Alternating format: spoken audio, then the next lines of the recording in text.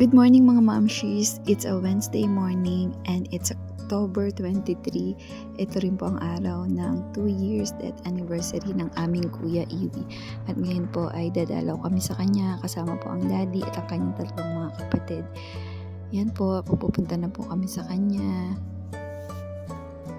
Super miss na miss ka na namin Kuya Iwi.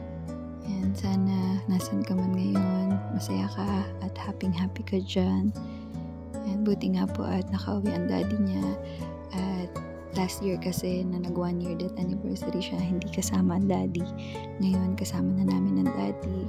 Kompleto kami anak, natadalaw sa aming Kuya Iwi. Ayan, medyo may baha dito kasi umulan nga po dahil po may bagyo Christine. Dahil nga po sa may bagyo, sarado ang bilihan ng bulaklak kaya putas na namin para sa aming Kuya Iwi. Kasi nandito pa siya at kasama namin, favorite ko talaga hinahalo ko sa pagkain ng saging at manggang hinog.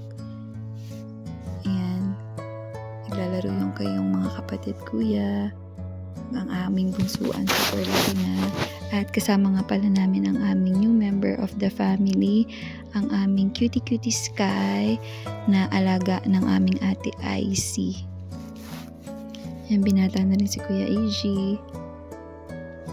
Maghaharutan muna sila dito. Silang tatlo. Namimiss ka na nila. Lalo ang bunsuan. Nang umalis ka, baby pa ngayon, anak. Yan, super maharot na ang ating bunso. Yan, si daddy. Super miss na miss ka na namin, kuya. Ayan ang daddy at ang ating bunsuan Ivy. Lalaro-laro muna sila.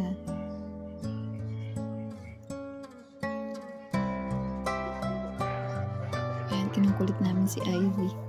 Kasi kung ano yung mga tinatanong namin, hindi niya sinasagot ng tama. Pero anyway, Kuya Ivy, we miss you so much, anak. Mahal ka namin ng daddy, ni Kuya EG, ni Ate Icy, at ng bunso. Alam ko lagi ka lang namin kasama. At kahit na anong mangyari, anak, hindi ka namin makakalimutan. Lagi ka sa puso, isipan namin. Lalo namin ng daddy mo. Love you so much, Kuya Iwi. Hindi ka naman namin kasama dito. Sa puso at isip namin, anak, lagi ka namin kasama.